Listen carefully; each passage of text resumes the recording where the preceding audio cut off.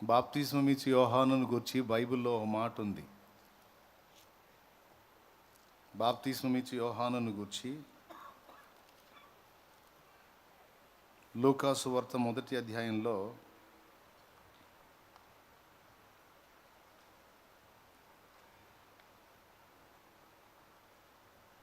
17వ వచనంలో, మరియు అతడు తండ్రుల హృదయములను పిల్లల తట్టునకును అవిధేయులను నీతిమంతుల జ్ఞానమును అనుసరించుటకును త్రిప్పి ప్రభువు కొరకు ఆయత్తపడి ఉన్న ప్రజలను సిద్ధపరచుటకై ఏలియా యొక్క ఆత్మయు శక్తియు గలవాడై ఆయనకు ముందుగా వెళ్ళును గనుక నీకు సంతోషమును మహా ఆనందమును కలుగును.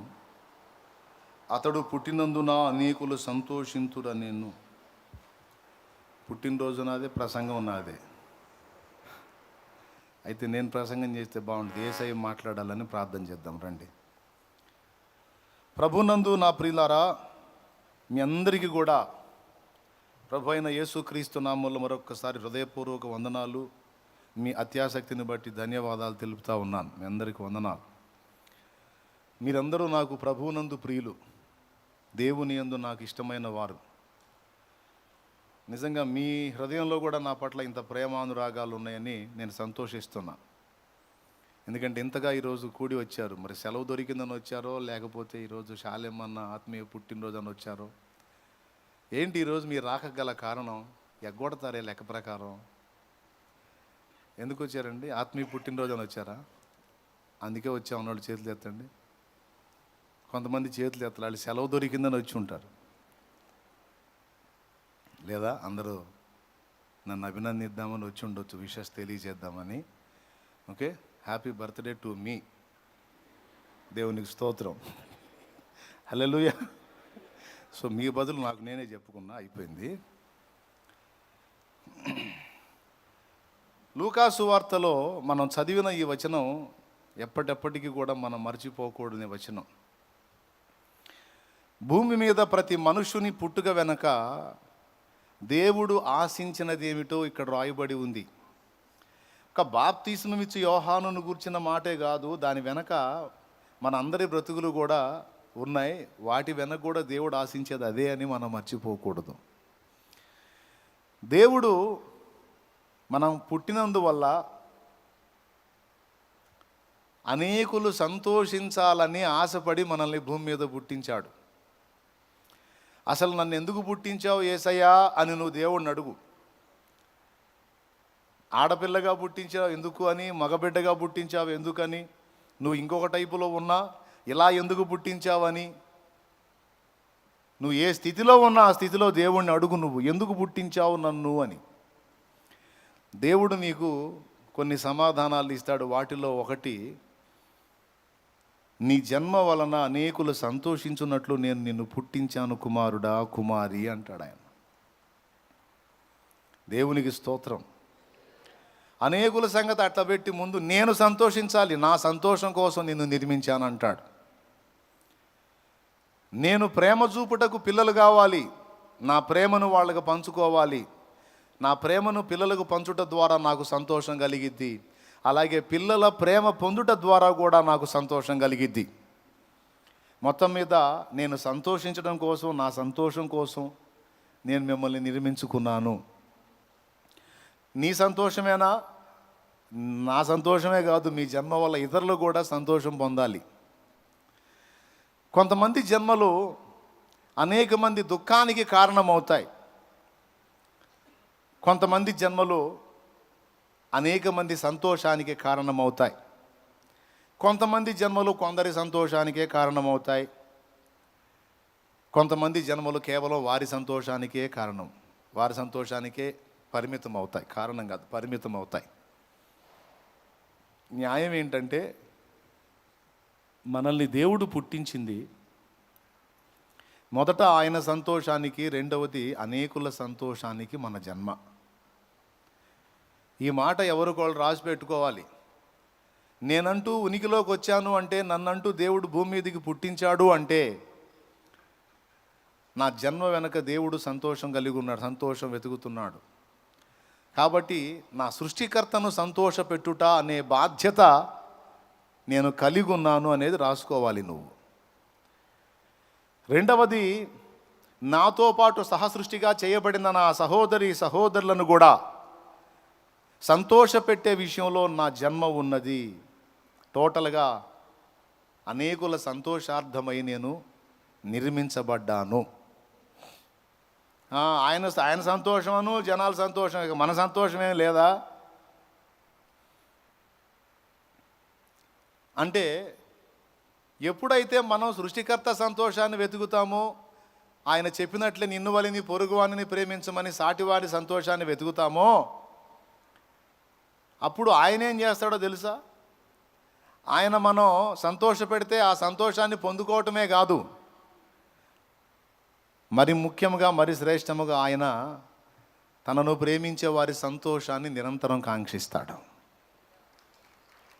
అంటే ఏమన్నా అర్థమైందా? ఆయన సంతోషాన్ని వెతికే మన సంతోషాన్ని ఆయన కోరుకుంటాడండి పొద్దుగూకులో. ఇంకేం కావాలి నీకు? దేవుడే నీ సంతోషాన్ని కోరుతున్నప్పుడు ఇంకేంది నీకు? ఎందుకని కోరుతున్నాడు దేవుడు నీ సంతోషాన్ని? అంటే నువ్వు నీ సృష్టికర్త సంతోషాన్ని వెతుకుతున్నావు కాబట్టి, నువ్వు ఆయన ఆనంద పెట్టాలని నిరంతరం ఆలోచిస్తున్నావు కాబట్టి. ఎందుకు వచ్చింది నీకు ఆలోచన? నువ్వు ఆయన్ని ప్రేమిస్తున్నావు కాబట్టి. మనం ప్రేమించే వ్యక్తుల సంతోషాన్ని నిరంతరం మనం కోరతాం, అవునా? ఈరోజు కొంతమంది వాగ్దానాలు తీసుకొచ్చారు, కొంతమంది కేకులు ఆర్డర్ చేశారు. ఎందుకు? శాలెమన్న సంతోషం కోసం ఈ ఏర్పాటు చేశారు. ఎందుకు? అనేక మంది విషెస్ తెలియజేశారు, అనేక మంది ఫొటోస్ పెట్టారు. ఎందుకు? ఇవి చూసినప్పుడు అన్న సంతోషిస్తాడు, అన్న సంతోషం కోసం. మనం ప్రేమించే వాళ్ళ సంతోషాన్ని వెతుకుతాం, వాళ్ళు ఆనందపడాలని అన్నీ చేయడానికి ఇష్టపడతాం, అవునా కాదా? స్తోత్రం చెప్పండి. అలాగే మరి మనుషులంగా మనం ప్రేమించే వాళ్ళ సంతోషాన్ని వెతికినప్పుడు మరి మనల్ని దేవుడు ఎంతో ప్రేమిస్తున్నాడని యోహాను సువార్త 3వ అధ్యాయం 16వ వచనం చెప్పింది. ఒకసారి చూడండి. దేవుడు లోకమును ఎంతో ఎంతో ఎంతో ప్రేమించను. దేవుడు లోకమును ఎంతో ప్రేమించను, అది విషయం. ఇప్పుడు ఆయన మనల్ని ప్రేమిస్తున్నాడు. అందుకే మనం ఆయన్ని ప్రేమించినా ప్రేమించకపోయినా మనకు సంతోషం కలిగే కార్యాలు చాలా మన జీవితంలో వచ్చేటట్టు చేస్తున్నాడు ఆయన. ఏది? మనం శత్రువులమై ఉండగానే మనం ఆయనకి రివర్స్లో ఉండగానే మనల్ని ప్రేమించి మనకు సంతోషం కలిగించే ఘట్టాలు ఎన్నో మన జీవితంలో వచ్చేటట్టు చేశాడు ఆయన. శత్రువులమై ఉన్నప్పుడే మన సంతోషాన్ని వెతికాడు అంటే, ఇప్పుడు ఆయన సేవకులమై ఆయన ప్రేమించేవారమై ఆయన వైపు తిరిగినప్పుడు మరి నిశ్చయముగా ఆయన మన సంతోషాన్ని వెతుకును కదా. సమస్తము కూడా మన సంతోషానికే సమకూర్చి జరిగించును కదా. సందేహం ఎలా? డౌట్ ఎలా? దేవునికి స్తోత్రం. ఏమంటారండి? మనం ఆయన్ని ప్రేమించి ఆయన తట్టు తిరిగి ఆయన సంతోషాన్ని వెతుకుతుంటే ఇంకా మురిసిపోడు? మనం ఆ లేకి వ్యవహారంలో ఉన్నప్పుడే మనల్ని ప్రేమించి మనల్ని సంతోషపెట్టడానికి చూశాడే. ఆ లేకిలో ఉన్నప్పుడు ఇప్పుడు ఆ లేకిని గడిగేసుకొని ఆయన రక్తంలో పరిశుద్ధపరచబడి ఆయన రెక్కల కిందికి వచ్చి సచ్చినా బతికినా ఆయన సంతోషమే, ఆయన ఇష్ట ప్రకారమే బతకాలి, ఆయన చిత్తమే చేయాలి అని ఆయన వైపు చూస్తున్నప్పుడు, ఆయన సంతోషాన్ని నిరంతరం మనం కోరుకుంటున్నప్పుడు, వెతుకుతున్నప్పుడు మరి నిశ్చయముగా ఆయన మన సంతోషాన్ని వెతుకును కదా. అందుకే చెప్పాడు ఏమనంటే, తెస్సలోనికైలకు రాసినటువంటి పత్రిక, మొదటి పత్రిక 5వ అధ్యాయము 15వ వచనం నుంచి చూడు.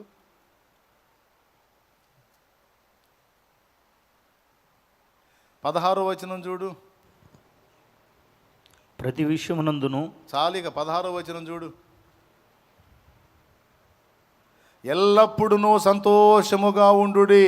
తెస్సలోనిక మొదటి పత్రిక 5:16. ఎల్లప్పుడూ సంతోషముగా ఉండండి అన్నాడు. మర్యాదగా చెప్తున్నా, సంతోషంగా ఉండండి అంటున్నాడు. ఏంటి ప్రభా వార్నింగ్ ఇస్తున్నావా? అవును, మీరు సంతోషంగా ఉండటం నాకు కావాలి, సంతోషంగా ఉండకపోతే మామూలుగా ఉండదు అన్నట్టు చెబుతున్నాడు. దేవునికి స్తోత్రం. అంటే ఎల్లప్పుడూ మనం సంతోషంగా ఉండాలని కోరుకుంటున్నాడు. ఎందుకు? మనం ఎల్లప్పుడూ ఆయన సంతోషాన్ని వెతుకుతాం కాబట్టి. అదే న్యాయం, అదే మనం సృష్టించబడటానికి కారణం. మన సంతోషాలు మనం వెతుక్కోవటం కాదు, ఆయన సంతోషాన్ని వెతకటం. మనకి చక్కని మాదిరి దైవత్రిత్వమే. కుమారుడు ఎప్పుడు తండ్రిని సంతోషపెట్టాలని చూస్తాడు. కుమారుడు ఎప్పుడు తండ్రిని సంతోషపెట్టాలని చూస్తాడు. తండ్రి చిత్తమే, తండ్రి ఇష్టమే, తండ్రి చిత్తం చేయడానికి వచ్చాను, అంతా తండ్రిదే అని ఈయనేమో ఆయన్ని మయంపరుస్తాడు, ఆయన సంతోషపెట్టడానికి చూస్తాడు. కుమారుడు ఎవరో ఆయన, ఎవరో ఆ కుమారుడు ఎవరో. సౌండ్ పెంచండి, ఎందుకు ఉస్సు అంటున్నారు? యేసయ్య కుమారుడు. అంతా తండ్రి చిత్తమే, తండ్రి చిత్తం నెరవేర్చడానికి వచ్చాను, ఆయన చిత్తమే నెరవేరాలి, ఆయన ఇష్టమే జరగాలి, ఆయన సంతోషమే అంటాడు ఈయన. మరి ఆయన ఏమంటాడు? అన్ని నామముల కంటే నా కుమారుడి నామం పైనామం అంటాడు. కుమారుడేమో తండ్రిని మయంపరుస్తుంటే తండ్రి ఏమో తనను మరుగు చేసుకుని కుమారుడిని పైకెత్తుతాడు. ఒకరినొకరు మహిమపరుచుకుంటూ ఒకరినొకరు సంతోషపెట్టుకుంటూ ఉండేటువంటి విషయమే దైవత్రిత్వంలో జరిగేది. ఇద్దరు కలిసి పరిశుద్ధాత్మని కనపరుస్తారు, పరిశుద్ధాత్ముడేమో ఇద్దరిని కనపరుస్తాడు. దైవత్రిత్వంలో పరస్పరం ఒకరి సంతోషాన్ని ఒకరు వెతుకుట, ఒకరినొకరు మహిమపరచుట అనేది కనపడిద్ది. ఒకరి మీద ఒకరు అతిశయపడటం కనపడదు, ఒకరినొకడు తిట్టుకోవడం కనపడదు, అది ఇంకో త్రిత్వంలో కనపడిద్దిలే. ఒకడి మీద ఒకటి యుద్ధాలు చేసుకోవటం, ఒకడి మీద ఒకటి కొట్టుకోవటం, నేను గొప్ప అంటే నేను గొప్ప అని విర్రవేగటం అనేది ఇంకొక త్రిత్వంలో కనపడిద్ది. అది నేను గతంలో ఫాలో అయిన త్రిత్వంలే.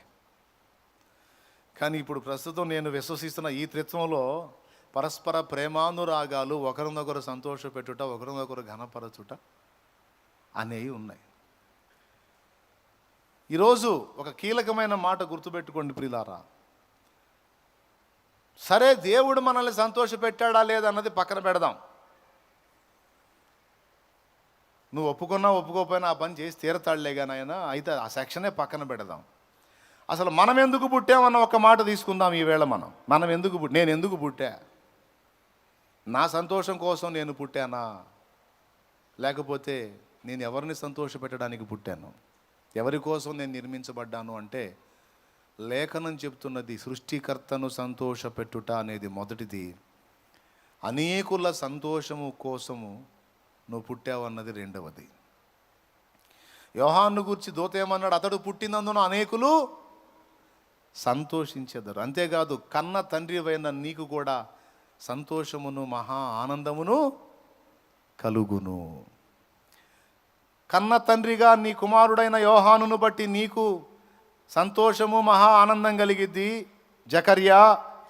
అంతేకాదు, నీకు దేవుడు ఇవ్వబోయే ఆ కొడుకు ద్వారా అనేక మంది సంతోషిస్తారయా. అనేక మంది సంతోషానికి ఒక అద్భుతమైన పాత్రగా వాడబడుతున్నాడు. నీ ద్వారా పుట్టేవాడు తన సంతోషాన్ని వెతికేవాడు కాదు, తనను పంపిన వాని సంతోషాన్ని వెతికేవాడు. పుట్టినది మొదలుకొని పరిశుద్ధాత్మతో నిండుకొనవాడై తండ్రుల హృదయం పిల్లల తట్టునకును, పిల్లల హృదయం తండ్రుల తట్టునకు తిప్పుతాడు. ప్రభు రావడానికి మార్గం సరళపరుస్తాడు. దేవుడు నియమించిన ఒక దూతయ నీ కడుపున పడుతున్నాడు. బా, ఎంత శుభకరమైన వార్త! మనకి 2 జన్మలు ప్రియులారా. ఒకటి తల్లి గర్భము నుండి జన్మించిన జన్మ, రెండవది దేవుని వాక్యమును అక్షయ బీజం వల్ల జన్మించినటువంటి జన్మ, క్రొత్త జన్మ. అది బాప్తిస్మం ద్వారా పొందిన జన్మ. తల్లి గర్భంలో జన్మించిన జన్మ ద్వారా మనకి వాస్తవం అర్థం కాలేదు, ఏదో బతికేసాం అలాగా. కానీ రెండవ జన్మ, క్రొత్త జన్మ అనుభవం దగ్గరికి వచ్చినప్పుడు యేసు ప్రభు మన మనోనేత్రాలు వెలిగించాడు. ఇప్పుడు మన జన్మ సార్థకత ఎలా చేసుకోవాలో మనకు తెలియపరచబడింది. దాని నెరవేర్పు కోసమే ఇప్పుడు నిరంతరం మనం కృషి చేయాలి, పోరాడాలి, ప్రయాసపడాలి. ఎందుకు మనం జన్మించాం అనే పాఠం క్రీస్తు రక్తంలో కడగబడక మునుపు నాకు అర్థం కాలేదు, కానీ కడగబడిన తర్వాత నాకు అర్థమైంది.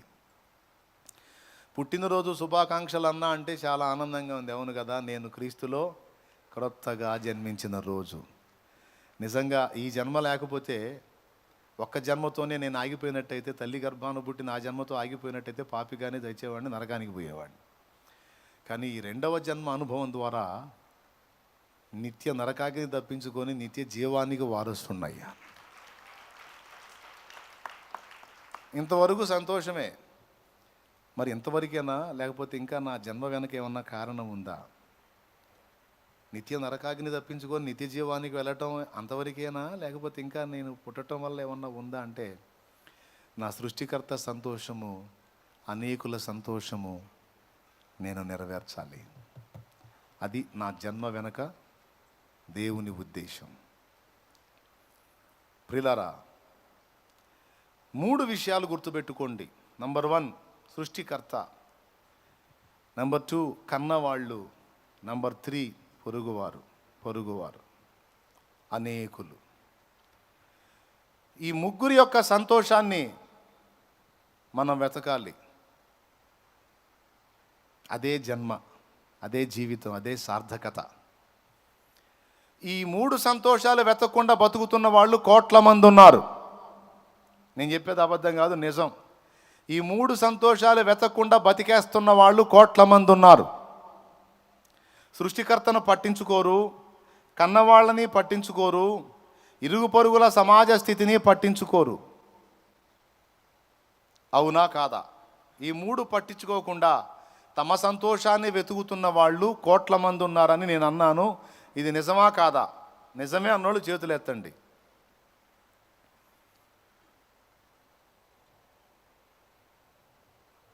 కదిలించండి.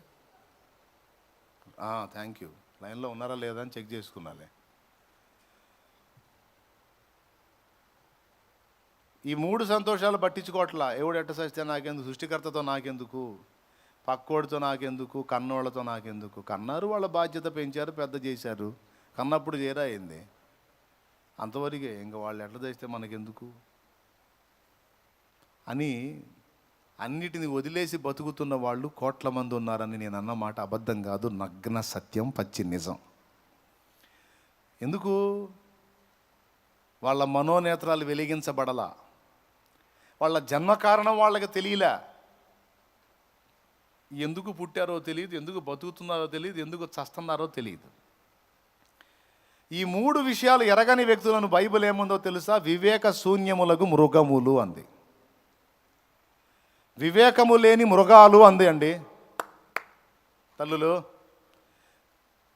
మృగానికి కూడా తెలియదు అది ఎందుకు పుట్టిందో. అది ఎందుకు పుట్టిందో తెలియదు, ఎందుకు బతుకుతుందో తెలియదు, ఎందుకు చస్తుందో తెలియదు, ఎందుకు చంపబడుతుందో తెలీదు. దాని జన్మ కారణం దానికి తెలియదు మృగానికి.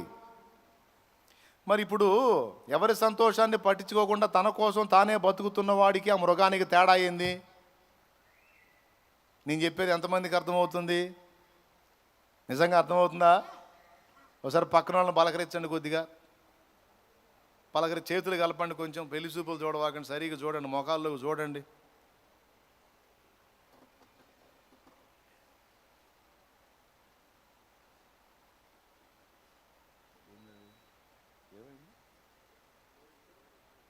అయిందా?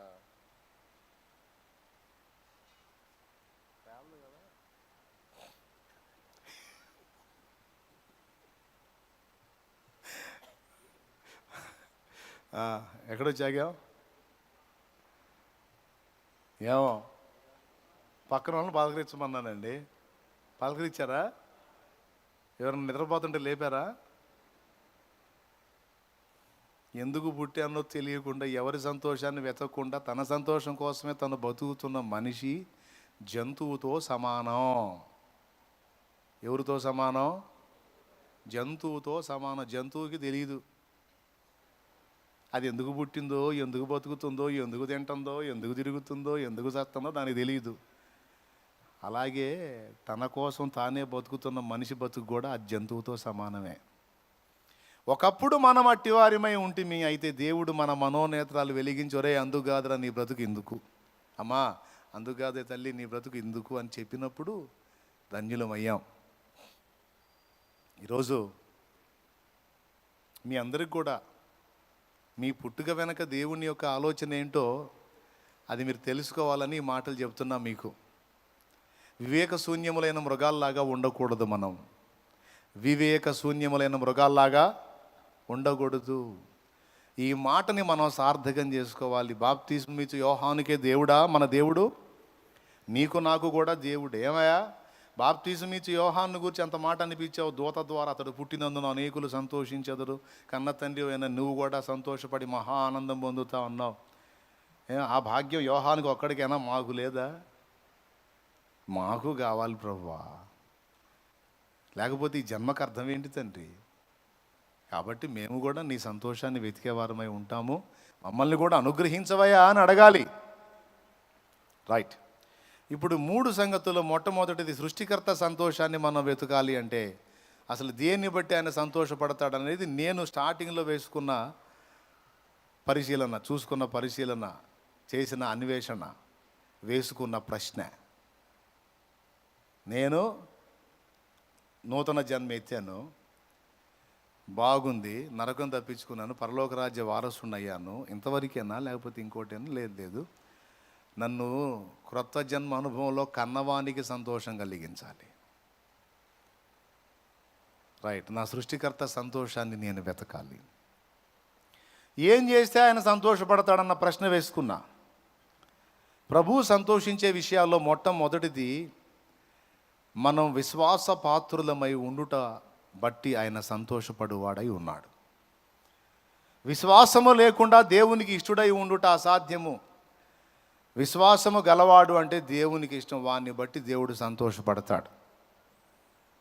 సో దేవుడు మనల్ని బట్టి సంతోషపడాలంటే పాయింట్ నెంబర్ 1, మనం విశ్వాసాన్ని కలిగిన వారమై బ్రతుకంతా గడపాలి. జీవితకాలం అంతటిలో విశ్వాసరహిత జీవితాన్ని మనం కలిగి ఉండకూడదు. జీవితం అంతటిలో విశ్వాస సహితమైనటువంటి భక్తిని చేయాలి. అలాంటి బ్రతుకును కలిగి ఉండాలి. హెబ్రీ పత్రిక 11:6 ఇచ్చిన సాక్ష్యం అదే. విశ్వాసము లేకుండా దేవునికి ఇష్టడై ఉండుట అసాధ్యము. సో మన జీవితకాలం అంతట్లో కూడా విశ్వాసము గలవారమై, ఎవని యందు? దేవుని యందు విశ్వాసము గలవారమై మనం ఉన్న ఎడల మనల్ని బట్టి దేవుడు సంతోషిస్తాడు. విశ్వాసం అనగానే విశ్వాసం అంతా ఒక్కటి కాదండి. విశ్వాసం రకాలుంది. విశ్వాసం రకాలుందండి. మొట్టమొదటిది కృపావరాల్లో ఒకటి విశ్వాసం. కొరింథీ పత్రిక 12వ అధ్యాయము 7వ వచనం నుంచి కిందికి చదివితే 9 కృపావరాల్లో విశ్వాసం అనేది ఒక వరం. దేవునికి స్తోత్రం. ఆ విశ్వాసము అనే వరము ద్వారా అందరికీ ప్రయోజనం కలిగిద్దట. మనలో విశ్వాసం అనే వరము కానీ ఉన్నట్టయితే మన విశ్వాసాన్ని బట్టి దేవుని మహిమకు అలాగే సమాజ ప్రయోజనానికి గొప్ప కార్యాలకు పూనుకుంటామట. ఫలితంగా అందరికీ ప్రయోజనం కలిగిద్దట. ఉదాహరణకి ఇప్పుడు రాజాపేటలో పెద్ద మీటింగ్ పెట్టాం మనం. స్తోత్రం. అవునా? అంత పెద్ద మీటింగ్ పెట్టడానికి ఒక్కడి విశ్వాసం ప్రాముఖ్యంగా దేవుడు పరిగణలోకి తీసుకున్నాడు. ఎవరు ఆ ఒకడో? ఎవరండి? వెంకట సుబ్బయ్య కాదు, వీడేవాడు. దేవునికి స్తోత్రం. ఎవరు? ఇదిగో ఇతడే. వీళ్ళలో ఉన్న ఆ విశ్వాసం అదేమన్నా పెద్ద సిటీయా? అదేమన్నా పెద్ద సిటీ అండి? సిటీ మొత్తం ప్రచారం చేస్తే వాళ్ళే రావడానికి? అదొక మారుమూల గ్రామం. ఆ గ్రామం కూడా దాటి పోవాలా ఆ మీటింగ్ గ్రౌండ్కి. స్టార్టింగ్లో కొంతమంది అనుమానం వెళ్ళిపుచ్చారు. అన్న ఇక్కడ మీటింగ్స్ పెడితే బాగుంటుంది, అంత దూరం అంటే జనం వస్తారో రారో కష్టమైద్దని. నేనన్నా నాకు విశ్వాసం ఉంది. ఇప్పుడు నేను 100 కిలోమీటర్లు 120 కిలోమీటర్ల దూరం పోయి వెతికా. అక్కడికి పంపుతాడు దేవుడు ఆత్మలని. 6 కిలోమీటర్లు పంపడు. ఇప్పుడు 160 కిలోమీటర్లు అయినా సరే వెతికానండి. 160 కిలోమీటర్లు 6 కిలోమీటర్లకు పంపడు. మరి నిశ్చయంగా పంపును, నాకు డౌట్ లేదు, నేను పోయి పూనుకుంటున్నానని ముందు పోయి ఒక కట్టె నిలబెట్టి జెండా కట్టి జయహో అని ఎబినేజరే అని ఒక పాట ఎత్తుకొని జెండా నాటొచ్చా. దేవునికి స్తోత్రం. ఒకని విశ్వాసము అందరికీ ప్రయోజనకరమైంది. చూడండి, ఆఖరి కొట్లు పెట్టుకుని వ్యాపారాలు చేసుకునే వాళ్ళు కూడా ప్రయోజనకరమైంది. దేవునికి స్తోత్రం. విశ్వాసంతో మనం ఒక పనికి పూనుకున్నప్పుడు, అదే విశ్వాసం అనే వరం మనలో పనిచేసినప్పుడు దేవుని మహిమార్థమై సాహసోపేతమైన కార్యాల్లో పూనుకుంటే అది అందరికీ ప్రయోజనమైంది. అందుకే కృపావరాల్లో ఒకటిగా ఇవ్వబడిన విశ్వాసము వల్ల సంఘమునకు అందరికీ ప్రయోజనమట. ఆ విశ్వాసం అక్కడ దానికి పనిచేసిద్ది. మళ్ళీ అన్ని విశ్వాసాలు కాదు, ఈ విశ్వాసం ఇందుకే పనిచేసిద్ది. వినండి బాగా, అసలు విశ్వాసంలో ఎన్ని ఎన్ని ఎన్ని విషయాలు ఉన్నాయో చూసుకుందాం. విశ్వాసాన్ని బట్టి దేవుడు సంతోషపడతాడని చెప్పా. ఇప్పుడు ఆ విశ్వాసాన్ని పోస్ట్ మార్టం చేద్దాం, ఎన్ని భాగాలు ఉందో చూద్దాం. నంబర్ 1, కృపా వరములలో ఒకటైన విశ్వాసము. ఈ విశ్వాసం వల్ల ఇప్పుడు పూనుకొని చేశాం, 3 ఏళ్ళుగా చేశాం కదా, 2021, 22, 23, 24, ఇప్పుడు 3 ఏళ్ళు అద్భుతంగా దేవుడు జరిగించి ఎంతోమందిని ఈ 3 ఏళ్లలో వేలాది మందిని రక్షణలో నడిపించాడు ఆయన. అనేక మంది ఆత్మీయంగా బలపడటానికి కృపనిచ్చాడు. అన్యజనులు సువార్త వినడానికి కృపనిచ్చాడు. సువార్త విన్న అన్యజనులకు ప్రయోజనమేగా. ఆత్మీయతలో దిగజారిన వాళ్ళు ఉపవాసాల్లో తిరిగి బలం పొందుకున్నందున వారికి ప్రయోజనమేగా. ఆ రోజు సువార్త తెలుసుకొని మారు మనసు పొంది బాప్తీసం పొందిన వాళ్ళకి ప్రయోజనమేగా. ఇంతమంది ప్రయోజనానికి ఎవరి విశ్వాసం తోడ్పడింది? అదిగో చూడండి. దేవునికి స్తోత్రం కలుగునుగాక. చెప్పండి గట్టిగా. ఇంతమందికి ప్రయోజనం కలగడానికి ఒక్క వ్యక్తి యొక్క విశ్వాసం ఆధారమైంది, అవసరమైంది. దేవునికి మహిమ కలుగునుగాక. ఎంతమంది ఒప్పుకుంటారు? ఇప్పుడు వాళ్ళు అంటారు, నీ విశ్వాసమేనా, మరి మాకు లేదా, మా విశ్వాసం కాదంటే. నేను ఒక్కడిని సర్దుకున్నాను అనుకో, అప్పుడు మీరేం చేస్తారు? మీలో ఎంత విశ్వాసం ఉన్నా నేను సాహసం చేయలేదు అనుకో, లేదు, అవకాశం లేదు. అవునా? అబ్బాయి కష్టం, అబ్బాయి అక్కడికి రారు, అబ్బాయి లాభం లేదు, అబ్బాయి అబ్బో మంచి పెద్ద పని అబ్బాయి కష్టం అని నేను అన్నాను అనుకో, సరేలే అన్నయ్య అంటారు. ఏంది వచ్చేది రాంది అనేది నా చేతిలో లేదు, ఆయన చేతిలో ఉంది. నేను విశ్వాసంతో పని మొదలు పెడతాను, ఆ దేవుడే కార్యం చేస్తాడు. ఆ స్టెప్ తీసుకున్నప్పుడు నా దేవుడు సంతోషపడి ఉంటాడా లేదా? సంతోషపడి ఉంటాడా లేదా?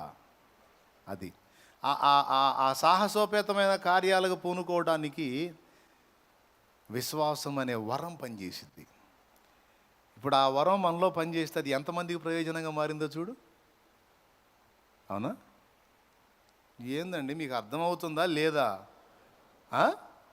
మరి ఇట్ట కూడా అంటలేదేంది? అత్త స్పందించండి, దండం పెడతాను. అసలుకి నా పుట్టినరోజు ఇవాళ.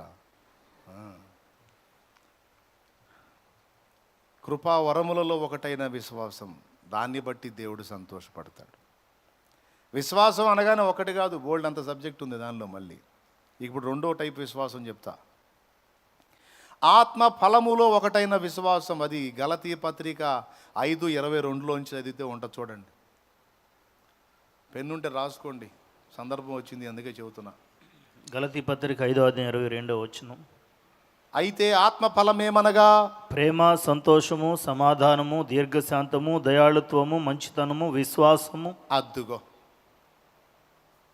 సాత్వికము, ఆశా నిగ్రహం అన్న దాంట్లో చూడు, ప్రేమ ఒకటి, సంతోషం, సమాధానం, దీర్ఘశాంతం, దయాళుత్వం, మంచితనం, విశ్వాసం. ఎన్నోదండి విశ్వాసం? 7.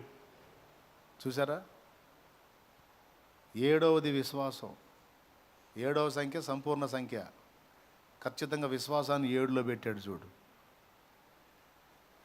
ఈ విశ్వాసం ఏంటి అంటే, దీన్ని బట్టి కూడా దేవుడు సంతోషపడతాడు. ఈ విశ్వాసం ప్రత్యేకత ఏంటంటే, అసాధారణ పరిస్థితులలో సైతం అననుకూల పరిస్థితులలో సైతం మనలో ఉండి పరిశుద్ధాత్ముడు వ్యక్తం చేసేటువంటి విశ్వాసమే ఈ విశ్వాసం. సహజంగా అన్నీ అనుకూలంగా ఉన్నప్పుడు కనపరిచే విశ్వాసం వేరు. నిరీక్షణకు ఆధారం లేనప్పుడు అబ్రహాము దేవుణ్ణి నమ్మాడట. విశ్వసించడానికి అసలు అవకాశమే లేనట్లు, నిరీక్షణకు ఆధారమే లేనప్పుడు అబ్రహాము దేవుణ్ణి నమ్మాడట. అంటే దీన్ని ఎలా చెప్పొచ్చు అంటే, కొద్ది గొప్ప కొంచెం ఒక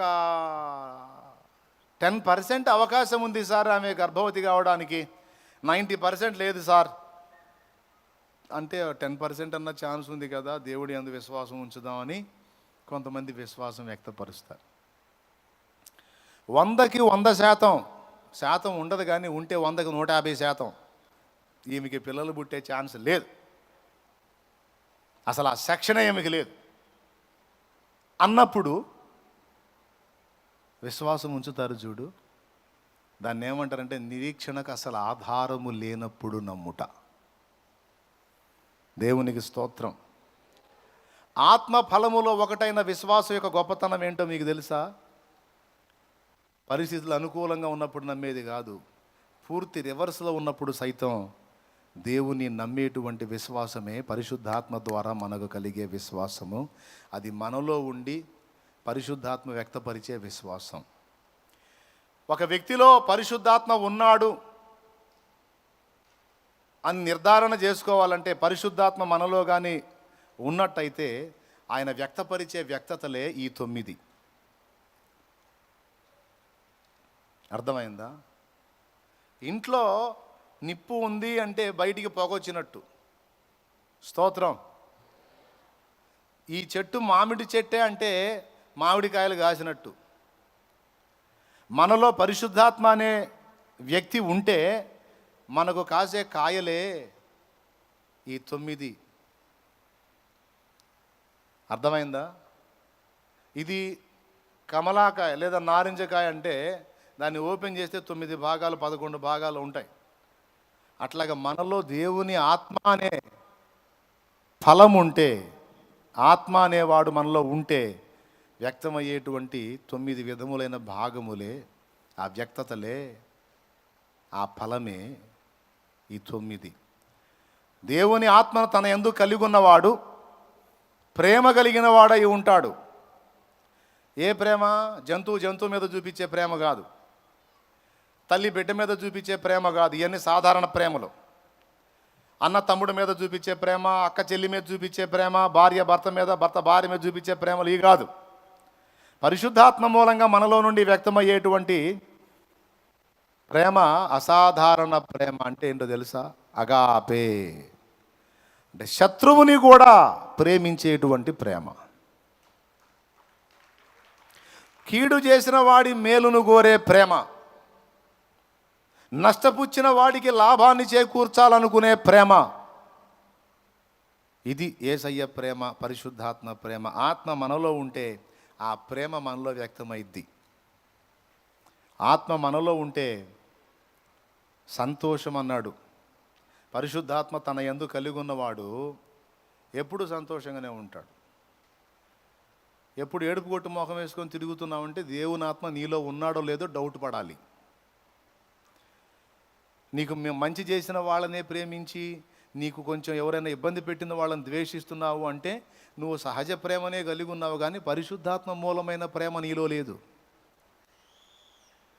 పరిశుద్ధాత్మ మూలమైన ప్రేమ నీలో ఉంటే నీకు నష్టం కలిగించిన వాడిని సైతం పోనీలేబ్బా వాడికి తెలుసు అంటావని వాడిని కూడా ప్రేమిస్తావు. మామూలు విషయం కాదు అది. మనకు నష్టం చేసినోడు మన కంటికి కనపడితే ఎట్టుంటుంది? ఇంకన్నా వాళ్ళు అనిపిస్తుంటుంది. కానీ అదే దేవుని ఆత్మ మూలంగా ప్రేమ నీలో ఉందనుకో, అట్లాంటి లక్షణం రాదు. మనం చూసినప్పుడు జాలి కలుగుతుంటుంది, ప్రేమ కలుగుతుంటుంది. ఏ తిక్కలోడు, వాడు తెలిసా పని చేశాడా? పానీలేదు సోదరుడు, తిక్కలోడు తెలియదు. వాడికి ఏదన్నా మేలు చేయాల్సిన అవసరం వచ్చినప్పుడు సంతోషంగా చేస్తాడు. ఎవరికి? వాడికా? వాడు మామూలుడు కాదు. వాడు నాకు ఎంత చేస్తే నేను భలే పని అనడం. చేద్దాం. మరి నీకు ఇంత అన్యాయం చేశాడు కదా, వాడు అన్యాయం చేశాడని నేను కూడా వాడికి అన్యాయం చేసేదా? అది దేవుని ప్రేమ ఇద్దా? దేవుని ప్రేమ అంటే ఏంటి? అన్యాయం చేసిన వాడికి కూడా మేలు చేయటమే నా యేసయ్య ప్రేమ. ఇలాగా అననుకూల పరిస్థితుల్లో అసాధారణంగా ఉంటుందండి. అందరికీ ఉన్నట్టు ఉండదు, స్పెషల్. ఇక అందులో చెప్పినటువంటి 9 అంతే. ప్రేమ, శత్రువుని కూడా ప్రేమి. సంతోషం, కొంతమంది పరిస్థితులు బాగున్నప్పుడు ఇగిలిత్తా తిరుగుతారు, కలకలకల్లాడిపోతుంటాయి మొఖాలు. కొద్దిగా పరిస్థితులు రివర్స్ అయినాయి అనుకో,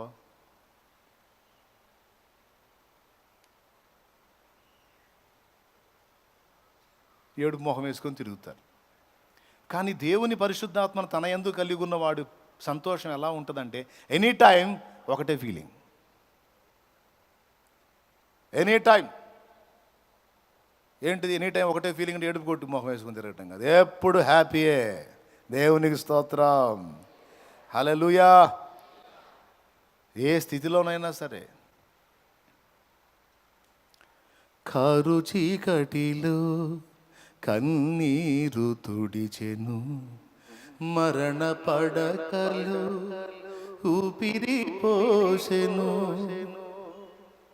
మా తోడు నీడై నిలిచి నడిచెను, శత్రుపీఠమున విందు చేసెను యెహోవా మా కాపరి, యేసయ్య మా ఊపిరి.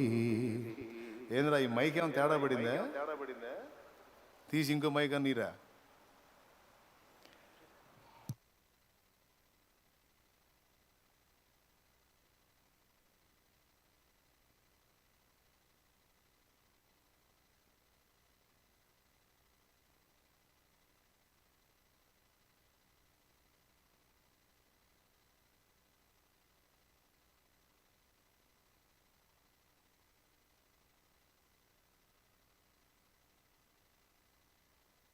లాగడానికి అవకాశం దొరికింది.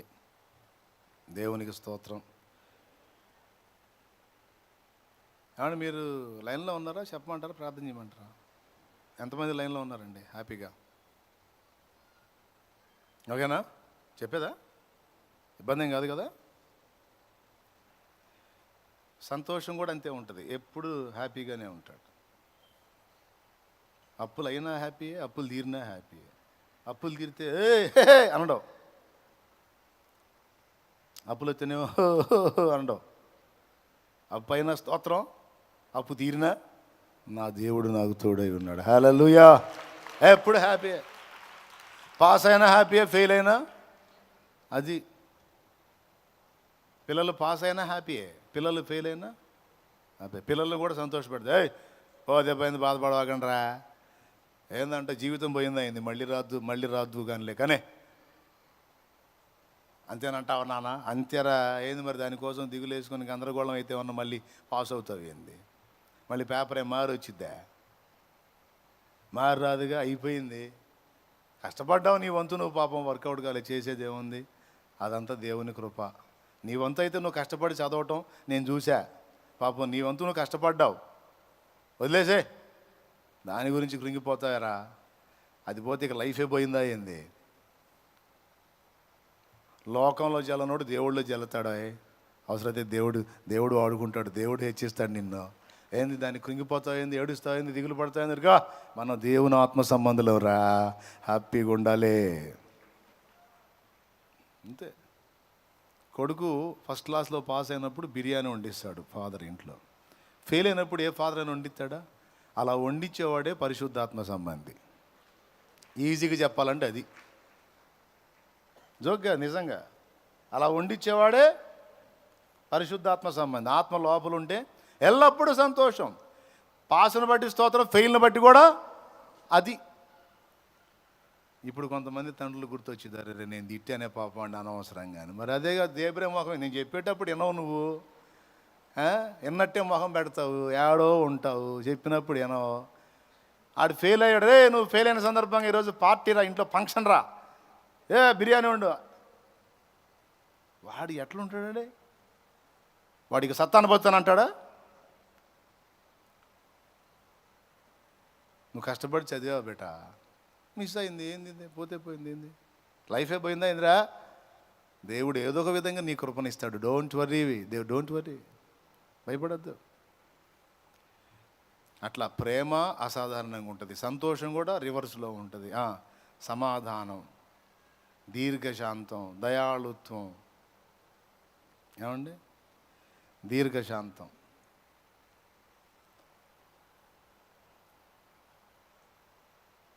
ఇప్పుడు బలవంతుడు ఉన్నాడు, బలహీనుడు ఉన్నాడు. ఇట్లా ఇప్పుడు పర్సనాలిటీలో ఈ అబ్బాయి ఎక్కువ, నేను ఎక్కువ? నేనేగా. ఇప్పుడు మా ఇద్దరికి కొట్లాట అయిందను ఫర్ ఎగ్జాంపుల్. ఇప్పుడు ఈ అబ్బాయి నాకెళ్ళి చూసి కొడుతును కానీ దీర్ఘశాంతంతో ఉంటున్నాను అంటే నడిచిద్దా?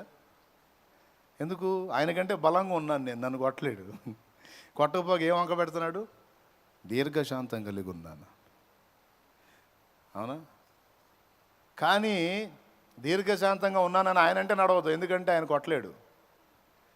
కానీ నేను కొట్టగలను, ఎందుకంటే ఎక్కువ బలం కలిగి ఉన్నాను. ఫర్ ఎగ్జాంపుల్ చెబుతున్నాను, నేను నిజంగా ఆయన ఎందుకు కొడతాను, ఆయన నన్నే కొడతాడులే, కానీ మాట వారు చెబుతున్నాను, పర్సనాలిటీ ప్రకారం చెబుతున్నాను. ఆయనకంటే నేను బలవంతుడనై ఉన్నాను, ఆయన నన్ను గల్దించుకున్నాడు. ఒక్క దెబ్బలో కొట్టగలను, ఆయన కొట్టకుండా దీర్ఘశాంతం కలిగి ఉన్నాడు. ఇది పరసంబంధమైన దీర్ఘశాంతం. అర్థమైందా? కొట్టలేక దీర్ఘశాంతం అంటాం కాదు,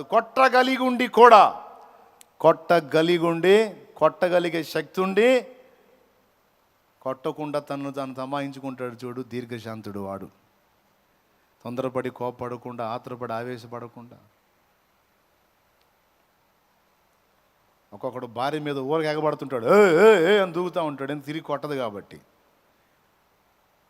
అదే కరాటే బ్లాక్ బెల్ట్ అనుకో, ఏ అంటే పగిలిపోద్ది ఎక్కడెక్కడ. దేవునికి స్తోత్రం. భార్య కొట్టదు కదండి పాపం, కొడితే కొట్టదు, తిడితే తిట్టదు, లోబడి ఉంటుంది. అందుకని తెగ సాగించుకుంటుంటాడు ఒక్కొక్కడు. అదే గొప్పతనం. భార్యను కొట్టగలిగి ఆమెని అణచగలిగే శక్తి ఉన్నప్పటికీ కూడా అవతల వ్యక్తి పొరపాటు పడితే తొందరపడి దెబ్బ కొట్టకుండా, మాట అనకుండా దీర్ఘశాంతంతో తమాయించుకుంటాడు చూడు, అది పరిశుద్ధాత్మ సంబంధి లక్షణం. దేవుడు అలా ఉన్నాడండి. మరి దేవుడికి దీర్ఘశాంతం లేకపోతే ఎప్పుడో పీస్ అయిపోదు. మనం సామాన్యంగా కోపపడడు. అబ్బో ఇప్పుడు ఇవన్నీ వర్ణించాలంటే చాలా టైం పట్టిద్దిలే, కానీ విశ్వాసం కూడా అలా ఉంటుంది. ఇక మిగిలినవన్నీ అంతే రివర్స్లో వేసుకోండి మీరు. ప్రేమ అంతే ఉంటుంది, సంతోషం అంతే ఉంటుంది, సమాధానం అంతే ఉంటుంది, దీర్ఘశాంతం అంతే ఉంటుంది, దయాళుత్వం అంతే ఉంటుంది, విశ్వాసం కూడా అంతే ఉంటుంది. విశ్వాసం ఎట్లుంటుంది తెలుసా? అసలు అమ్మో సాధ్యం కాదు, ఏ అవకాశం లేదు అన్నప్పుడు విశ్వాసాన్ని వ్యక్తపరుస్తాడు. హడ్సన్ టేలర్ అనే దైవజనుడు అనుకుంటాను. హడ్సన్ టేలర్ అనే దైవజనుడు ఒక ఓడలో ఉంటాడు. ఓడలో ఆయన ఎక్కిన ఓడ సముద్రంలో ఎఫెక్ట్ అయ్యిద్ది. అది గాలి లేని కారణం చేత దిశ మారిపోయింది. అది గాలి ఉంటే తెరచాపలు ఇస్తే ఆ తెరచాపలను బట్టి ఒక దరికి లాక్కొని పోయిద్ది. కానీ వాళ్ళు ఒక డేంజర్ జోన్లోకి వెళ్తారు. అక్కడ నరమాంస భక్షకులు ఉండే దీవికెళ్ళి వెళ్తుంది ఆ ఓడ. వాళ్ళు అదుపు తప్పిద్ది. ఇప్పుడు ఆ దీవికి వెళ్లకుండా వాళ్ళు తప్పించుకోవాలంటే అర్జెంటుగా గాలి కావాలి. గాలి ఓడలో ఉన్న వాళ్ళకి ఏం అర్థం కాదు ఏం చేయాలో. కానీ వాళ్ళు ఎంక్వైరీ చేస్తారు. ఓడలో హడ్సన్ టేలర్ ఉన్నాడన్న సంగతి తెలిసిద్ది. అంటే ప్రార్థనాపరుడు, భక్తిపరుడు, సేవకుడు ఉన్నాడని తెలిసిద్ది. వాళ్ళు ఏం చేస్తారంటే ఆయన దగ్గరికి వెళ్తారు. విశ్వాసులు ఉంటారు ఆ ఓడలో. వాళ్ళు వెళ్తారు ఆయన దగ్గరికి. అయ్యా ఇట్లా మన ఓడ ఇప్పుడు ప్రమాదంలో పడింది, దీనికి ఇప్పుడు గాలి అవసరం, గాలి వస్తే మనం తెరచాపలు దించామంటే ఆ దీవికి పోకుండా, ఆ నరమాంస భక్షకుల చేతిలో పడకుండా మనం తప్పించుకునే ఛాన్స్ ఉందని వాళ్ళు మాట్లాడతారు. ఆయన అంటాడు, మరి నేను చెప్పినట్టు చేస్తే నేను ప్రార్థన చేస్తా అంటాడు. చెప్పండి అయ్యా చేద్దామంటారు. నన్ను నవ్వుకోకూడదు, మరి మీరు హాస్యం చేయకూడదు అంటాడు. ఏం హాస్యం సార్, ఏం కాదు, మీరు చెప్పండి సార్ చేస్తా ఉంటా. తెరచాపలు దించండి, నేను ప్రార్థన చేస్తా అంటాడు. గాలి ఉంటే తెరచాపలు దించితే అర్థం ఉంది, కానీ గాలి లేకుండా ఎందుకు? అదొక చాకిరి. సార్ మీరు ఏదన్నా ప్రార్థన చేసి ఏదన్నా గాలి స్టార్ట్ అయితే వాటిని దించితే అర్థం ఉంది, కానీ గాలి స్టార్ట్ కాకుండా తెరచాపలు దించి మళ్ళీ వాటిని ఎత్తి కట్టుకోవడం మామూలు చాకిరి కాదు సార్. కొంచెం ఆలోచించండి. అంటే విశ్వాసం నాకుంది, గాలి వచ్చిద్ది, మీరు విశ్వాసంతో దించితే నేను చేస్తా అంటాడు. మీకు డౌట్ లేకుండా ఇదిగో మోకాళ్ళు వేస్తున్నా, మీరు అది దించండి అంటాడు. అప్పుడు తెరచాపలు దించుతారు. గాలి ఉండదు, తెరచాపలు దించుతారు. ఆయన మోకాళ్ళ మీద ఉంటాడు. కాసేపటి తర్వాత పరిగెత్తుకుంటూ వస్తారు ఆయన దగ్గరికి, వచ్చి లేపుతారు ప్రార్థనలో ఉంచి. అయ్యా అయ్యా ఇక చాలు లేండి అంటాడు. ఎందుకు? ఆయన ఎప్పుడైతే మోకాళ్ళు ఉన్నాడో, ఆయన తెరచాపలు దించారో ప్రచండమైన గాలి స్టార్ట్ అయింది. కొంతమందిని నమ్మరు. ఇలాంటి కార్యాలు ఎన్నో చూశాను, నా జీవితంలో కూడా చూశాను నేను దేవునిలో. ఆయన జీవితంలో కాదు, నా ప్రాక్టికల్ లైఫ్లో నేను కొన్ని అనుభవించాను. ఎచ్చులు కాదు, నిజం చెబుతున్నా. సోదరుడు ఒక్కొక్కడు నమ్మడు, నన్నేం చేయమంట? నిజం. ఆయన మోకాళ్ళు వేసాడు, వాళ్ళు తెరచాపలు దించారు, మోకాళ్ళ మీద ప్రార్థన స్టార్ట్ చేశాడు. విపరీతమైన గాలి స్టార్ట్ అయింది, ఒక దరికి నెట్టింది కూడా పడవని. అటు పోకుండా పక్కకు నెట్టేసింది, ఓడని నెట్టేసింది. ఇంకా తోలిందంటే ఇంకొక వెళ్ళిపోయి రాతి తిన్నెలో గుద్దుకునే అవకాశం ఉంది. అందుకని వచ్చి పడ్డారు, అయ్యా ఇంకా చాలు ఇంకా చాలని. అసాధారణ పరిస్థితులలో సైతం విశ్వసించటమే పరిశుద్ధాత్మ మూలమైన విశ్వాసం. అన్నీ అప్పులైపోయినాయి, తీరే దారే లేదు. కానీ ఈయన కదిలిస్తే ఏయ్ భయపడద్దు, అన్ని ద్వారాలు ముయ్యబడినా మన కోసం మరో 7 ద్వారాలు తెరవబడే ఉంటాయి. అవి మనకు కనపడవు, దేవునికి కనపడతాయి. 7 ద్వారాలు తెరవబడే ఉంటాయి. తప్పకుండా సహాయం మనకు పంపుతాడు. డోంట్ వరీ అని అంటుంది పరిశుద్ధాత్మ మూలమైన విశ్వాసం. ఎంతమందికి అర్థమైందో ఏమో మరి. అర్థమైందా? నిజంగా అర్థమైందా? అనుకూల పరిస్థితుల్లో విశ్వసించేది కాదు, పూర్తిగా డోర్స్ క్లోజ్ అయినప్పుడు కూడా విశ్వాసాన్ని వ్యక్తపరిచేది అసాధారణ విశ్వాసం. మనలో పరిశుద్ధాత్ముడు ఉంటే అలాంటి విశ్వాసం వ్యక్తమైతే, అలాంటి విశ్వాసాన్ని బట్టి దేవుడు సంతోషించేవాడై ఉన్నాడు. దేవుణ్ణి ఎలా సంతోషపెట్టాలి? విశ్వాసమును బట్టి. విశ్వాసం ద్వారా సంతోషపడతాడు. కృపను వేడుకుంటే సంతోషపడతాడు. ఏమండి, ఆయన మనం మంచి క్రియలు, సత్క్రియలు చేస్తూ ఉంటే, ఆ క్రియల వల్ల అన్ని జనులు దేవుని మయంపరుస్తూ ఉంటే ఫలితంగా సంతోషపడతాడు. ఇట్లా దేవుడు సంతోషపడే చాలా ఉన్నాయి, మీకు కూడా తెలిసాయి, గతంలో చెప్పా. అందుకని ఆయన చెప్పకుండా విశ్వాసం అని ఒకదాన్ని చెబుతున్నాను. మనం విశ్వసిస్తే సంతోషపడతాడని. ఆ విశ్వాసులు ఎన్ని భాగాలు ఉందో చెప్పి ముగిస్తా. మొట్టమొదటిది చెప్పాను, కృపావరములలో ఒకటైన విశ్వాసం. ఈ విశ్వాసం అందరికీ ప్రయోజనకారిణి. ఆత్మ ఫలములో ఒకటైన విశ్వాసం. ఈ విశ్వాసం అసాధారణ పరిస్థితులలో సైతం దేవుణ్ణి నమ్ముతుంది. భయంకరమైన జబ్బు, ఛాన్స్ లేదు, డాక్టర్లు చెప్పేశారు ఇది తగ్గేది కాదు అని, సర్టిఫికెట్ కూడా ఇచ్చారు. ఇంకెట్లా అనదు? పరిశుద్ధాత్మ మూలమైన విశ్వాసం అనదు. డాక్టర్లు ఇట్లాంటి ఇంకా 100 సర్టిఫికెట్లు ఇచ్చినా నా దేవుడు స్వస్థపరచగలడు,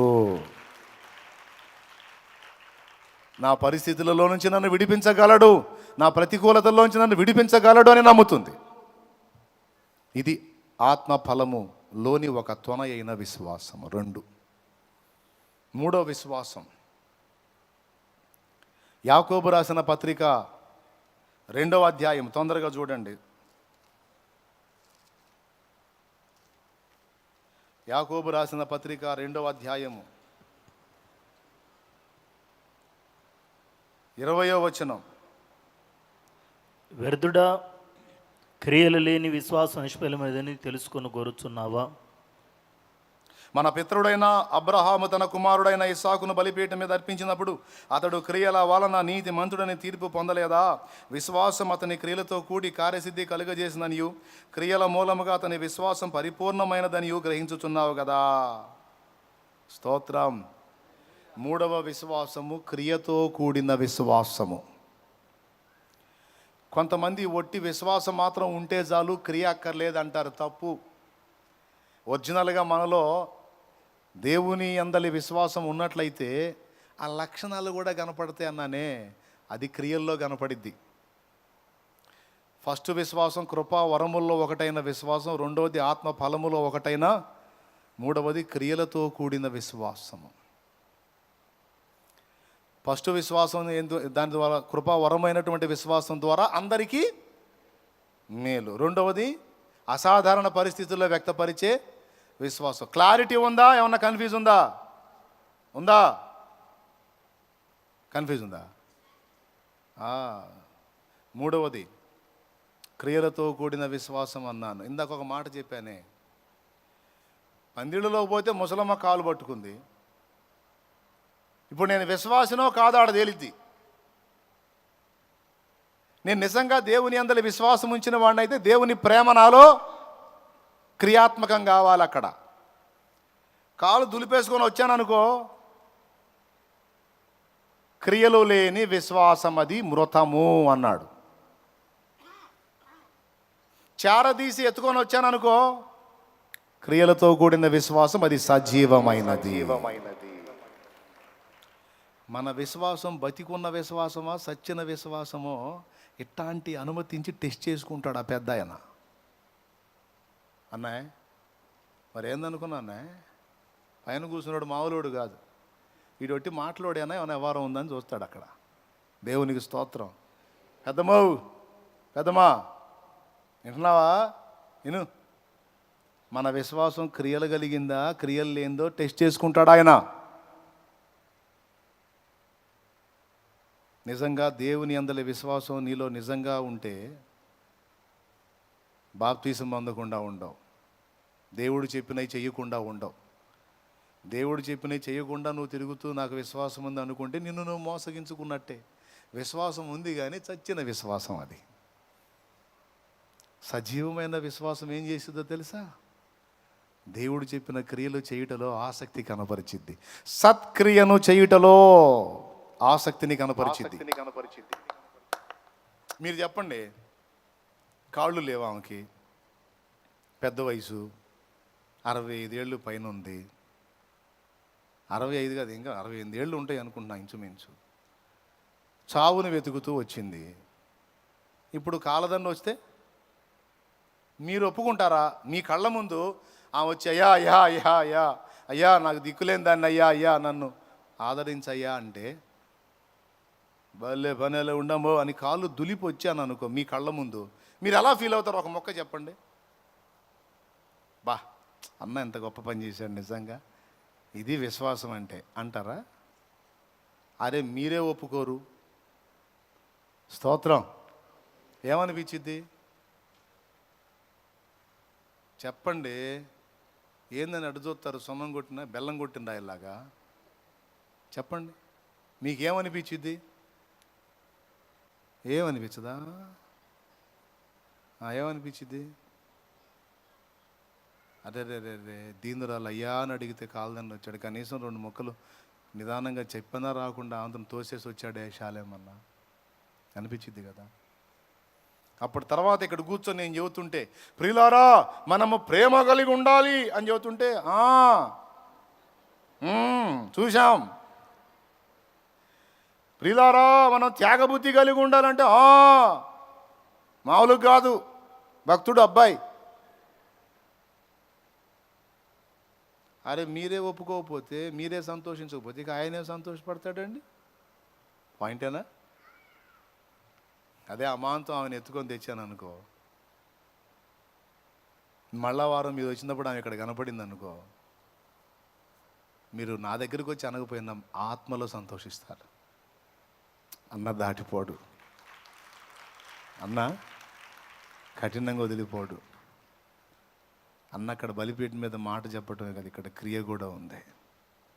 అన్న చెప్పే విశ్వాసం సజీవమైనది. ఈరోజు నేను చేసే ఆ పనిని బట్టి రేపు నువ్వు ఇంకొకళ్ళకి చేయగలుగుతావు, మాదిరి తీసుకొని. స్తోత్రం. కాదంటారా? అది సజీవమైన విశ్వాసం. చూడండి విశ్వాసులు ఎన్ని రకాలు ఉందో చూడండి. విశ్వాసం అనగానే ఒకటే కాదు, 3 రకాలు చెప్పాను. ఇక 4వ రకం చెప్పి ముగిస్తాను. ఇదేంటంటే మన రక్షణకు ఆధారమైన విశ్వాసం. ఇది అసలు మొట్టమొదటిది, మన రక్షణకు ఆధారమైన విశ్వాసం. యేసు ప్రభువని నోటితో ఒప్పుకొని హృదయమందు విశ్వసించిన ఎడల నీవు ఏదో ఒకటి అవుదువా, రక్షింపబడుదు అని ఉంది రోమాపత్రికలో. తీయండి, ఏడుందో చూడండి. రోమాపత్రిక 10వ అధ్యాయము ఆ, 8వ వచనం. చదువు. అదేమని చెప్పుచున్నది, వాక్యము నీ యొద్దను నీ నోటును నీ హృదయములో ఉన్నది, ఉమ్, అది మేము ప్రకటించు విశ్వాస వాక్యమే.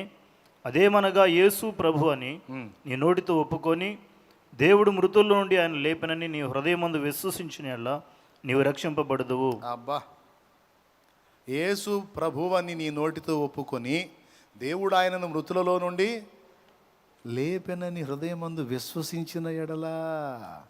ఈ విశ్వాసం ఏంటంటే రక్షణకు ఆధారమైన విశ్వాసం. మళ్ళీ కృపావరాల్లో ఒకటైన విశ్వాసం ఇది కాదు. అర్థమైందా? ఈ విశ్వాసం వేరు. దేనికి ఇది ఎంతకు ఉపయోగపడింది? ఈ విశ్వాసం మన ఆత్మరక్షణకు ఉపయోగపడింది. కొంతమంది ఈ ఒక్క విశ్వాసం కలిగి ఉంటారు, వాళ్ళ ఆత్మకే భద్రత. మరి మిగిలిన విశ్వాసాల సంగతి? అవునా? కాబట్టి మనం 4 విధములైన విశ్వాసాన్ని వ్యక్తపరచాలి. 1, రక్షణ కొరకైన విశ్వాసం. మీరందరూ ఒప్పుకున్నారా లేదా? యేసు ప్రభు అని ఎంతమంది ఒప్పుకుంటున్నారు? యేసు ప్రభు అని ఎంతమంది ఒప్పుకుంటున్నారు? రైట్. దేవుడు మృతులలో నుండి ఆయనను లేపినని ఎంతమంది అంగీకరిస్తున్నారు? నేను 2 చేతులు ఎత్తుతాను, నేను అంగీకరిస్తున్నా. యేసు ప్రభుని దేవుడు మృతులలో నుండి లేపాడు, ఆయన మరణాన్ని గెలిచి తిరిగి లేచాడు, ఆయన సజీవుడని నేను ఒప్పుకుంటున్నా. 2 చేతులు ఎత్తి ఒప్పుకుంటున్నాను నేను. రైట్, మీరందరూ ఒప్పుకుంటున్నారు. ఇప్పుడు మీరందరూ రక్షింపబడిన వారు. ఈ ఒప్పుకోలతో పాటు ఇంకోటి ఏమన్నాను? క్రియలు కూడా ఉండాలి. ఆ క్రియల్లో మొట్టమొదటిది బాప్తిస్మం, తర్వాత పరిశుద్ధాత్మ అభిషేకం, తర్వాత దేవుని ప్రేమతో నిండిన జీవితం, అవునా, పరిశుద్ధత మొదలైన క్రియలన్నీ సాధన చేయాలి. యేసు ప్రభువును ఒప్పుకున్నాను, బాప్తిసం పొందాను, నీకు అంతే, ఇక నా క్రియలతో అవసరం లేదంటే పళ్ళు పులుస్తాయి కాదు. నేను అనలేదు రాలుతాయని. మీరు అనుకుంటే నేనేం చేసేది? దేవునికి స్తోత్రం. క్రియలు కూడా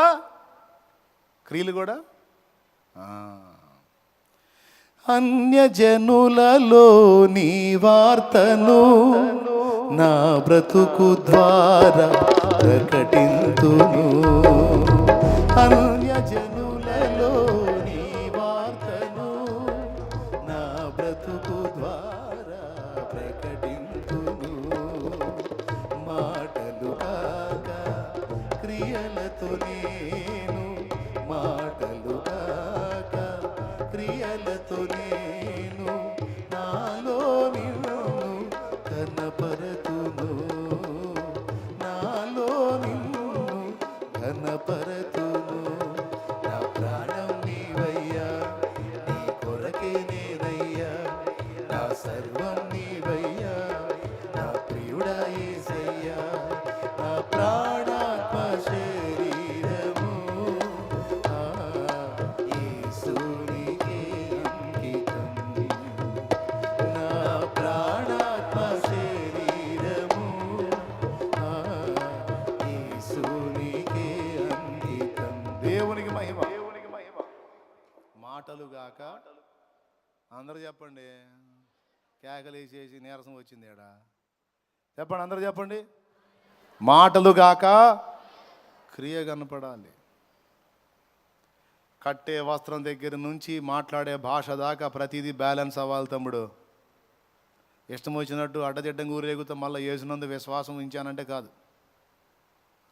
కట్టే బట్ట దగ్గర నుంచి మాట్లాడే మాట దాకా సమస్త క్రియలు చక్కదిద్దబడాలి.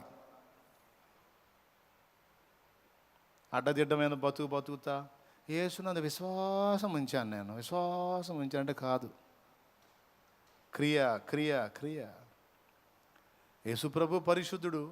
ఆయన పరిశుద్ధుడైనలాగున నీవును పరిశుద్ధంగా జీవించాలి. యేసుప్రభు ప్రేమ గలవాడు. ఆయన యందు విశ్వాసం ఉంచిన నువ్వు ఆ ప్రేమనే వ్యక్తపరచాలి. దేవుడు ఎత్తుకుంటాడు, నీలో చూస్తాడు. కొంతమంది వ్యక్తులు నీ ముందుకు పంపించి టెస్ట్ చేస్తాడు. తేలిది, నీ రంగు తేలిది అక్కడే. కొన్ని ప్రతికూలతలు నీ ముందుకు రప్పించి పరిశీలిస్తాడు. ఈ సరుకు మన సరుకేనా లేకపోతే చెత్త సరుకా అని. అందుకే భయం నాకు. ఎక్కడ ఎవరు ముందుకు వచ్చినా, ఏ పరిస్థితులు వచ్చినా ముందు ఇది దేవుడు అనుమతే, కొంపదీసి నన్ను ఏమైనా పరీక్ష చేస్తున్నాడా అని అది ఎత్తుక్కుంటా ముందు. అర్థమైందా?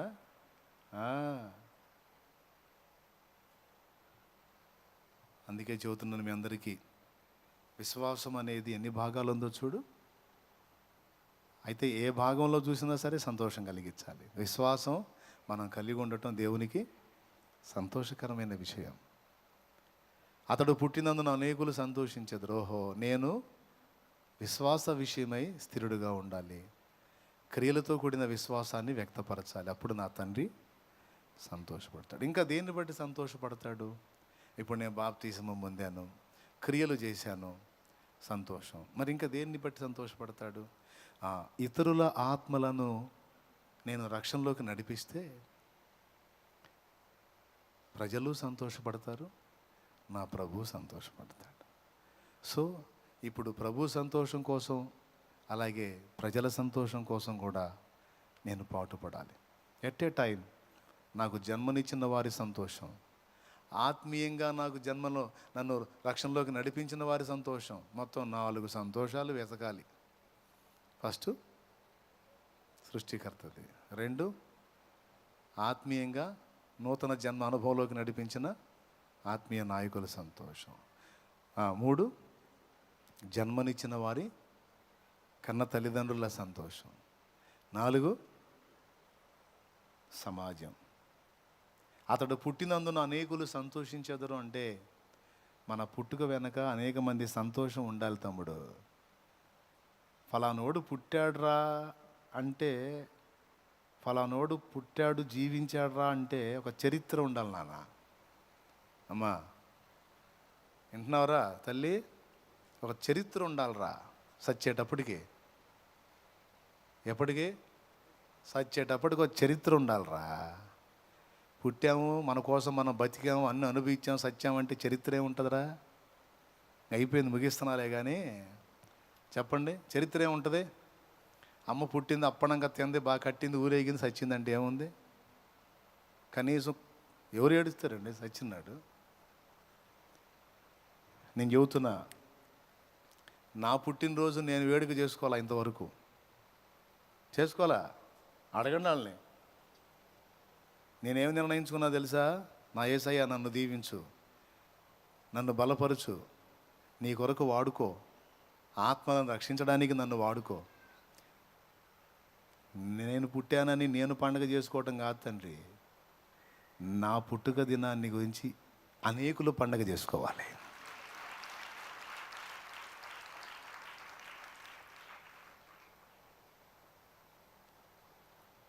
మరి మీకు సంతోషమేనా?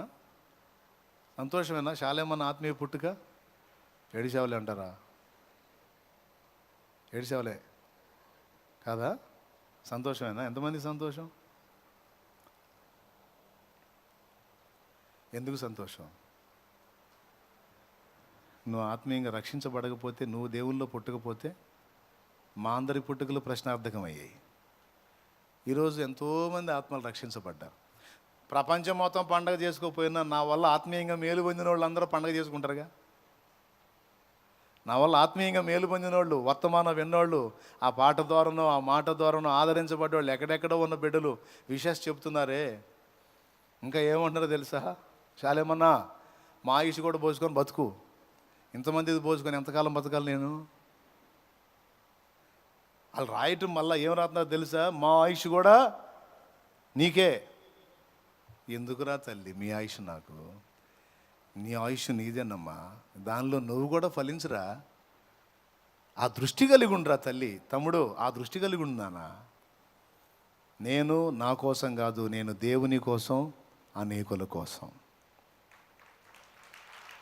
దేవుడి ముందు మోకాళ్ళేసి కూడా అదే అడుగు. ఒకప్పుడు నాకు తెలియక నా స్వార్థానికి బతికా, నా ఆనందానికి బతికా, నా భోగానికి బతికా. ఇప్పుడు అట్లా కాదు, అట్లా కాదు. నీ కోసం బతకాలి, సమాజం కోసం బతకాలి, కుటుంబానికి న్యాయం చేయాలి. అంతేకాదు నన్ను రక్షణలోకి నడిపించిన ఆత్మీయ తల్లిదండ్రులకు కూడా సంతోషాన్ని కలిగించాలి. హల్లెలూయా. నా పుట్టుకు కూడా అనేకులకు సంతోషకారణం అయ్యేటట్టు చేయి. కనీసం కొంతమందికైనా, పట్టుమని ఒక 10 మంది అయినా నన్ను బట్టి సంతోషించేటట్టు చేయి యేసయ్యా. లేకపోతే నా పరువు పోయిద్దయ్యా రేపు అక్కడ. కనీసం నన్ను బట్టి ఒక 10 మంది ఆత్మలైనా సంతోషించేటట్టు చేయి యేసయ్యా. 10 మందిని మొదలుపెట్టు, 10 వందలు చేస్తాడు ఆయన. చేయడానికి చెప్తావా? వారిలో ఒంటరి అయిన వాడు 1000 మంది యగునోయని. వారిలో ఒంటరి అయిన వాడు 1000 మంది యగునోయని. ఎన్నికలేని వాడు బలమైన జనము అగునోయని. నీ మాటలను నెరవేర్చి, వాగ్దానములను నెరవేర్చి, వారిలో నన్ను చేర్చావు. నీ వారసునిగా నన్ను చేశావు. వారిలో నన్ను చేర్చావు. నీ వారసునిగా నన్ను చేశావు.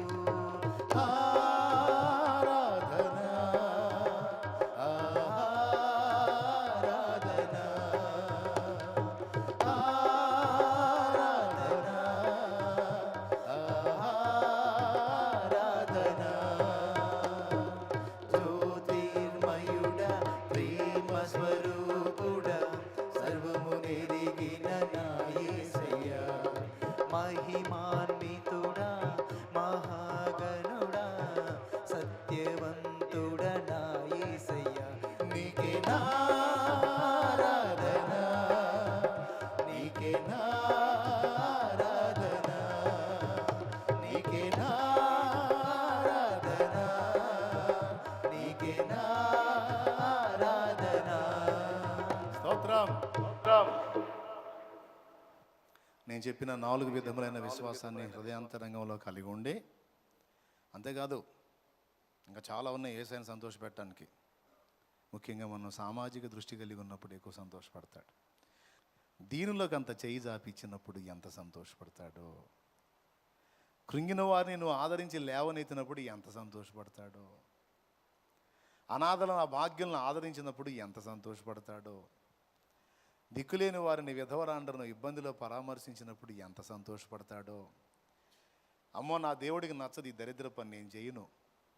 ఇగో అర్థం చేసుకో, ఏం కాదులే, ఏయ్ నా వల్ల కాదు, ఆ దరిద్ర పనులు చేసేవాడిని కాదు నేను, చేసేదాన్ని కాదు నేను అని నువ్వు త్రోసివేసి పాపాన్ని అసహించుకొని ముఖం తిప్పేసుకున్నప్పుడు ఎంత సంతోషపడతాడో. ఒక ఆత్మ రక్షణ కోసం నువ్వు పడే కష్టాలు చూసి ఎంత నవ్వుకుంటాడో. ఒక ఆత్మను రక్షించడానికి నువ్వు తిప్పలు పడి తిరుగుతూ ఉంటావు చూడు, ఆ వ్యక్తికి ఎట్లనన్నా సువార్త చెప్పడానికి కుస్తీలు పడుతుంటావు చూడు. ఆ కుస్తీలు పడేటప్పుడు నువ్వు సువార్త చెప్పడానికి తిప్పలు పడుతున్నప్పుడు అనేక రకాల అవరోధాలు, అడ్డంకులు వస్తుంటాయి చూడు. నీ పట్టుదల చూస్తుంటాడు ఆయన. ఒక ఆత్మ కోసం ఇంత ఆరాట పడుతుంది పాపం, పిచ్చిదానికి అన్ని అడ్డంకులు వస్తున్నాయి. ఆయన ఏం చేసిద్ది చూద్దామని కనిపెట్టి నవ్వుకుంటాడు. పట్టు వదలకుండా మొండిగా నువ్వు ప్రార్థన చేసి చివరికి ఆత్మ చెక్కకపోయేసరికి ఏడుపు ముఖం వేసుకొని నువ్వు తిరుగుతావు, ఆత్మ రక్షించలేకపోయానని బాధపడుతుంటే అది కూడా చూసి నవ్వుకుంటాడు ఆయన. నేను చెప్పేది ఒట్టి మాటలు కదండి, సంతోషపడతాడు. ఒక ఆత్మ రక్షణార్థమై మనం ఆరాటపడుతున్నప్పుడు, ఒక జీవితాన్ని వెలిగించడం కోసం మనం కష్టపడుతున్నప్పుడు ఎంత సంతోషమో. నా కుమారుడు నిజంగా వెలిగించబడ్డాడు, నా కుమారి నిజంగా వెలిగించబడింది. అందుకే తన స్వార్థాన్ని ఆలోచించుకోవటల్లా అనేక మంది ఆత్మల రక్షణను నా బిడ్డ ఆలోచిస్తుంది. నా బిడ్డ కళ్ళు నిజంగా వెలిగించబడ్డాయి. తన మనసు చూడు ఎప్పుడు ఎదుటోళ్ళని రక్షించాలి, ఎదుటోళ్ళకి మేలు చేయాలి, ఎదుటోళ్ళకి అంత ఆహారం పెట్టాలి, ఎదుటోళ్ళకి అట్లా చేయాలి, ఎదుటోళ్ళకి ఇట్లా చేయాలి. పిచ్చోడు తన గురించి ఆలోచించుకోరు. తిన్నామా, తాగామా, ఎలా ఉన్నాం, మన బతుకులేదని ఆలోచించరు. మరి వాళ్ళకి నేను అన్యాయం చేస్తానా? వాళ్ళకి నేను అన్యాయం చేస్తానా? చేయుదునా? నిశ్చయముగా నేను వారికి మేలు చేసేదాన్ని, రెండంతలుగా మేలు చేసేదాన్ని. వాళ్ళ భోగాలు పట్టించుకోరు, వాళ్ళ ఆనందాలు పట్టించుకోరు, వాళ్ళ ఉన్నతిని పట్టించుకోరు. ఏకాడికి ఎదుటోళ్ళు. నా మనసు కదా నా బిడ్డలది, అది నా మనసు కదా. మరి నా పిల్లలు కదా వాళ్ళు. దేవదూతలు అంటారు, అవును తండ్రి, నీ మనసే తండ్రి. ఏ కాడికి ప్రజాక్షేమాన్నే కోరుకుంటూ ఉంటారు, నీ మనసే తండ్రి. నా పిల్లలు దూతలారా, నా పిల్లలు పొండి, సాయం చేయకండి నా బిడ్డకి అంటాడు. నా ప్రభు సంతోషిస్తే అంతే చాలు, అన్నీ ఆయనే చూసుకుంటాడు. ఏ తక్కువ చేస్తాడండి ఆయన. ఒక్కడు సంతోషపడితే చాలు మనల్ని బట్టి. దేనైనా తీసుకొచ్చి మన కాళ్ళ కింద పెడతాడండి. ఏంది, మనం రూపాయి పోగొట్టుకుంటే 100 రూపాయలు తెచ్చారు, 100 పోగొట్టుకుంటే 1000, 10,000 పోగొట్టుకుంటే లక్ష పోగొట్టుకుంటే ఆయన నామంలో 10 లక్షలు, 10 లక్షలు పోగొట్టుకుంటే 10 కోట్లు ఇవ్వగల దేవుడు నా దేవుడు.